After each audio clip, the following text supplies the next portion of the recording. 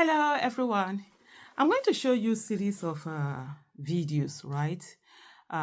Just to define what it is to be someone, a leader who is focused on process and doing the right thing, and how difficult it is in Nigeria when you're doing the right thing. And I'm going to use Peter Obi. The first video that I'm going to show you is that of Kenneth Okonkwo, where Kenneth Okonkwo, aptly described Peter Obi and said he was someone who was process driven, who would do the right thing, would not just sort of put himself into, anything that it's not the way that it's supposed to be. That's the first video.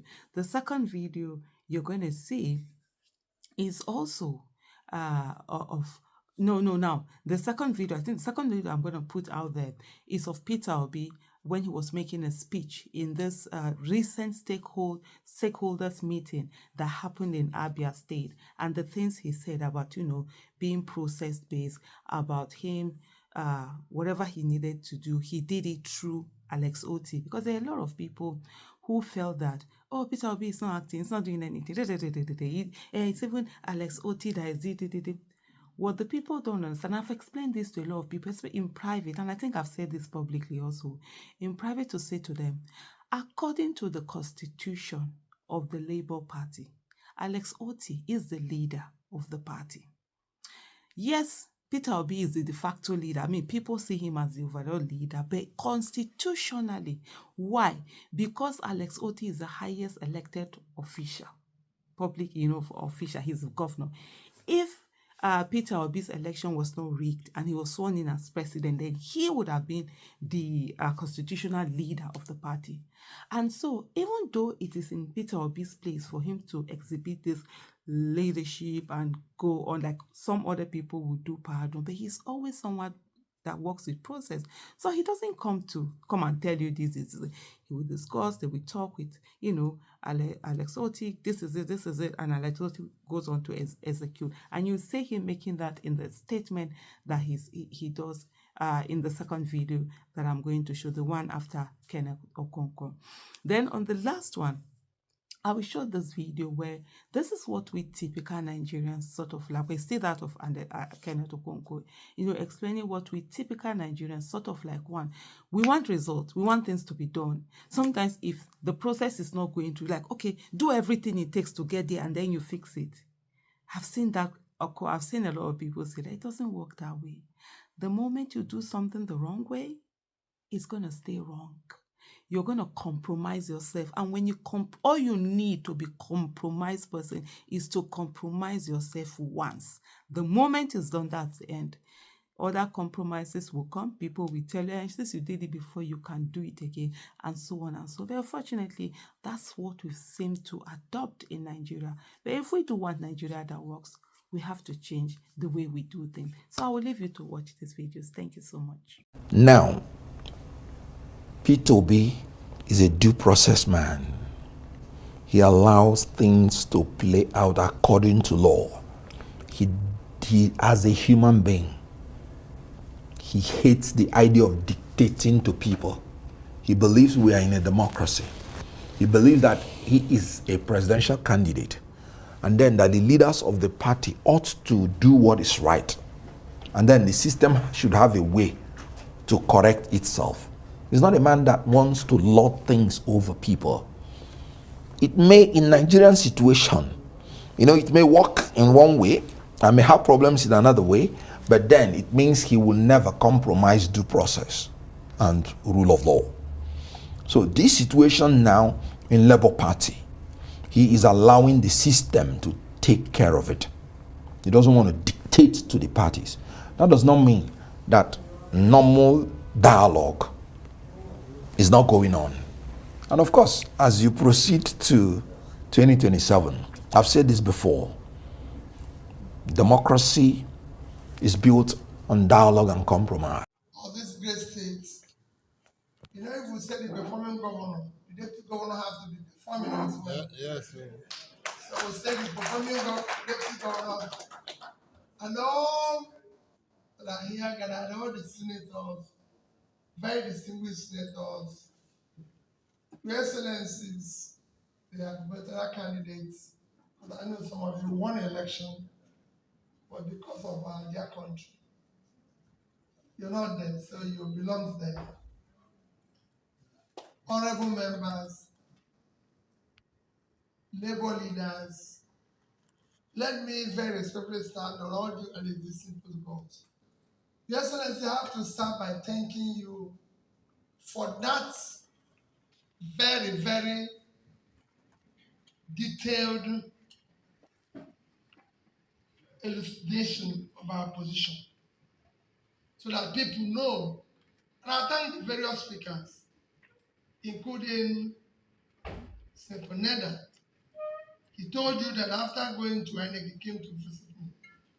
And I said to him, my brother, I've listened to you, but I'm also consulting. And I thank you. The governor said it. We consulted, we discussed. And I thank him because I know what he has gone through before we arrived at this stage. It is not as if we just woke up and called a meeting and say, come here. You know my own position as well. I've been called all sorts of names. Not serious, not weak, even sincere. I should not present myself again because I'm not what you're voting. But I believe that we have to follow the process. And the governor, each time I come to him and say, please do this, please, and he did that. And when he says he goes through the law, or he does what is right, I believe him. Because I know he consulted and everything.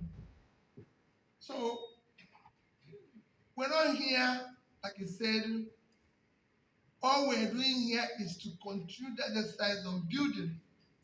We're not here to dissolve, we're not here to suspend or sack anybody.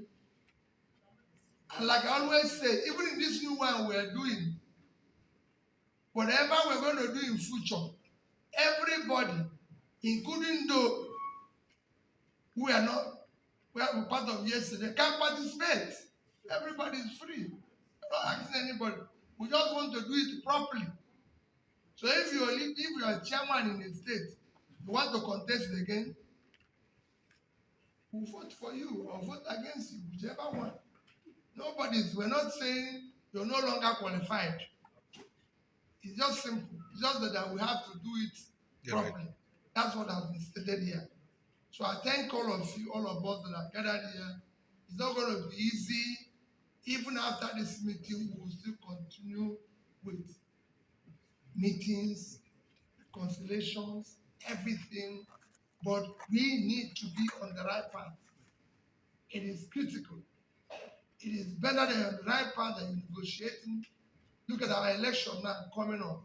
We should be in Edo campaign and selling our market, not having meetings of party. And soon all of us, with what our governor is doing here, we should be selling our market globally, not waiting and doing this. So we've resolved that we're going to move. And I know, let me thank the gubernatorial candidates. I'm sure what you've done is a work that by the time we finish, you just put it into your system and we'll conclude. Senior advocate, I think you have started the communicate. All we need to separate the bits and pieces and you conclude. And we'll just read and go. So don't remove the communicate. We're just going to give you ingredients you put in different parts and we'll move ahead. That's good. And we assure you we will do the right thing. And again, in going forward, I must appeal. In going forward, let everybody listen to this sacrifice. When we talk about our dear governor have mentioned it about the issue of caretaker or issue of this. We're just trying to set up just a small committee that will help to do what we want, the right thing, which will be just a period of maybe 90, 120 days. We want everything we're going to do to end as quickly as possible, so that we'll be able to know what we're doing. So we're not trying to set up another leadership. No, we're not trying to do this. It's just a system that will help to get to where we're going. That's what we want to do, not another group that can become a problem for everybody, but a group that will solve the problem. And we want everybody to embrace this. That's what we want to do. So, people who steal mandate, if they have this zeal to fight for it, to grab it at all costs, to snatch it and run away with it, you that have the victory that people worked for, you must have equal and superior zeal to snatch your mandate at all costs, to grab it, to fight for it, and to run away with it. It is your victory. And people who voted for you, you have to fight. If you don't want to fight, step down. You know what I want? Tinubu, Atiku, Peter Obi, they should step aside. We need new people who will take over this mantle. If you don't want to fight these thieves, then you step aside. Time for calm down.